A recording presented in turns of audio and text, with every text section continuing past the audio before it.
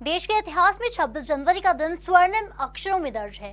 1950 में इस दिन भारत आधिकारिक तौर पर गणराज्य बना था। तभी से हर साल 26 जनवरी को गणतंत्र दिवस के रूप में मनाया जाता है। लेकिन जिस गणतंत्र दिवस को हम मना रहे हैं, इसके लिए लाखों देशभक्तों की कुर्बानियां शामिल हैं।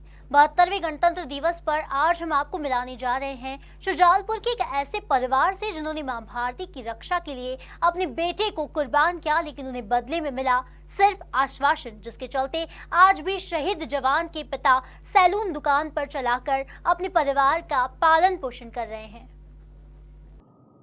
गणतंत्र दिवस के मौके पर हम शहीद राजेंद्र सिंह सेन की शहादत पर आज उनके परिवार को प्रणाम कर रहे हैं। यहाँ आकर हमने जो देखा, जो सुना, वह सबसे हटकर है। जहाँ राजेंद्र सिंह ने अपनी 13 साल की ड्यूटी के दौरान असम के डिब्रूगढ़ में 27 दिसंबर की देर रात शहीद हो गए। जब कालापीपल के रासेला गांव के निवासी पिता कैलाश नारायण को अपने पुत्र की शहादत की खबर मिली तो उनके पैरों के नीचे से जमीन गायब हो चुकी थी। शहीद राजेंद्र सिंह के परिवार में अब उनकी पत्नी और महज 10 साल की बेटी अनन्या अपनी जिंदगी काट रहे हैं। आज 72वां गणतंत्र पर निंदा करने का विषय नहीं है, लेकिन कड़वी सच्चाई भी तो यह है कि आखिर क्यों सरकार शहीदों के नाम पर सिर्फ बड़ी बड़ी बातें करती है। शहीद राजेंद्र सिंह के पिता नम आंखों से कहते हैं कि सेना ने तो उनकी बेटी की मौत पर अपना फर्ज निभाया, लेकिन राज्य सरकार अभी तक उनके लिए कुछ नहीं कर पाई, जिसकी लड़ाई वह आज भी कलेक्टर ऑफिस से लेकर पटवारी तक लड़ चुके हैं। लेकिन आज शहीद के पिता निराश होकर सैलून की दुकान पर लोगों की हजामत बनाकर अपना जीवन यापन कर रहे हैं। खबर मध्य प्रदेश से बात करते समय उनके जो पड़ोसी हैं और उनके सबसे हितैषी परिवार में से किशोर खन्ना जी, उनका कहना है कि वास्तव हम भी इस बात पर एक सवालिया निशान सरकार पर खड़ा करना चाहते हैं, क्योंकि जब एक क्रिकेट टीम जीतती है तो पूरा देश उनके स्वागत के लिए एयरपोर्ट पहुंचकर उनका स्वागत करता है। लेकिन शहीद की शहादत के बाद सिर्फ राजनीति और दिखावा ही कहीं ना कहीं देखने को मिलता है। ये हम नहीं, ये पीड़ित परिवार भी बता रहा है। अब पीड़ित परिवार के सामने दो बेटे और हैं, मनीष व सतीश। इन दोनों की जीविका एक सैलून, एक छोटी सी सैलून की दुकान है जो किराए की है और जिस पर कहीं ना कहीं वो लोगों की सैलून बनाकर अपनी जीविका का साधन कर रहा है। आज़ादी के 71वें गणतंत्र के बाद अगर शहीद के परिवार की आंखें नम होती है तो सवाल पर प्रश्न खड़ा होना लाजमी होता है।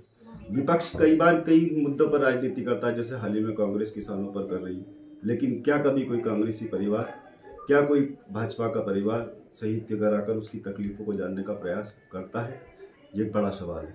खबर मध्य प्रदेश, दीपक सक्सेना, शुजालपुर।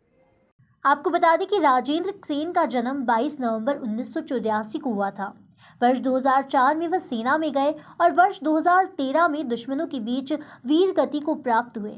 शुजालपुर नगर का या फ्रीगंज क्षेत्र आज भी शहीद राजेंद्र सिंह को याद कर उनकी शहादत को सलाम करता है। शहीद राजेंद्र सिंह के दो छोटे भाई हैं, जिनका नाम मनीष सेन व सतीश सेन है, जो अपने पिता की सैलून की दुकान में काम करते हैं। जब पिता की शहादत हुई तब अनन्या महज 2 वर्ष की थी। अब अनन्या 10 वर्ष की हो चुकी है। अब पिता के बाद दादाजी के कंधों पर उसके लालन पालन की जवाबदारी है। निश्चित ही दादाजी उसकी जवाबदारी बखूबी निभा रहे हैं। अगर जवाबदारी कोई निभा रहा है तो वह राज्य सरकार है, जो आज भी शहीद के पिता को सम्मान देने की बजाय दर दर की ठोकरें खाने पर मजबूर करता है।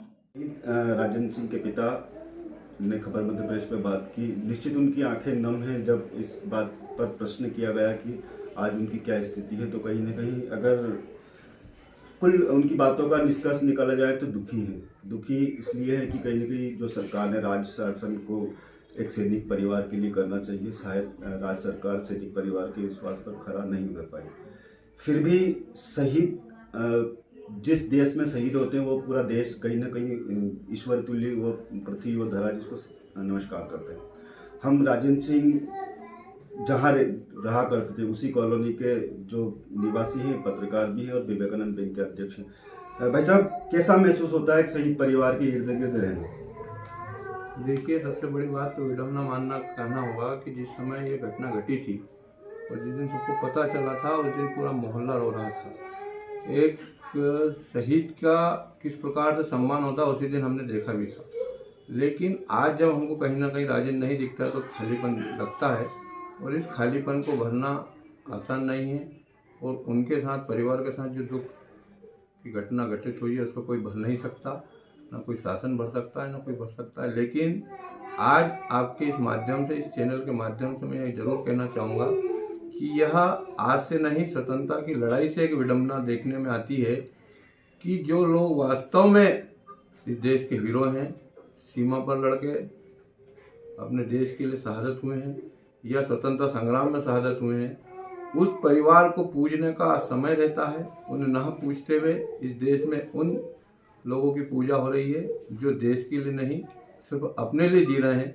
और जो जिन लोगों ने अपने देश के लिए अपना बलिदान दिया है, उस परिवार को पूजने का समय है और उन्हीं को ही पूजना चाहिए।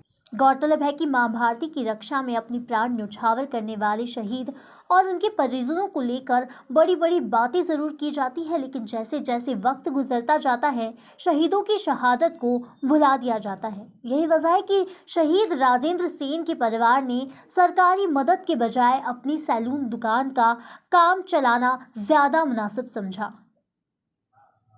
शुजालपुर से दीपक सक्सेना की रिपोर्ट।